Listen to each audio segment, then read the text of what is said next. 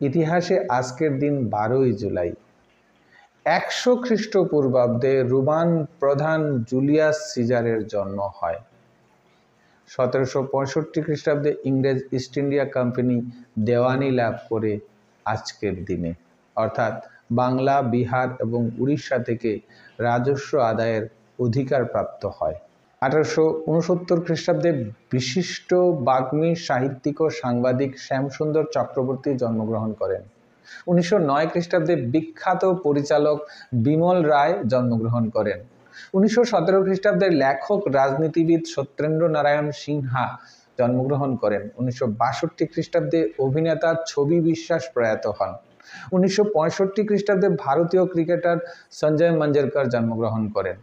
1980 খ্রিস্টাব্দে প্রখ্যাত সমাজতত্ত্ববিদ ও স্বাধীনতার সংগ্রামী চারুচন্দ্র সান্যাল প্রয়াত হন। 1999 খ্রিস্টাব্দে রাজেন্দ্র কুমার প্রয়াত হন।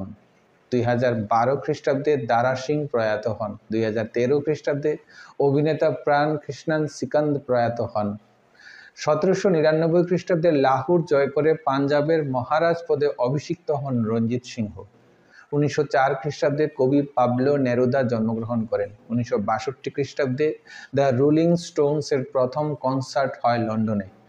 2013 খ্রিস্টাব্দে বোস কর্পোরেশনের প্রতিষ্ঠাতা অমর বোস প্রয়াত হন। এই ছিল ইতিহাসে 12 জুলাইয়ের কিছু গুরুত্বপূর্ণ ঘটনা।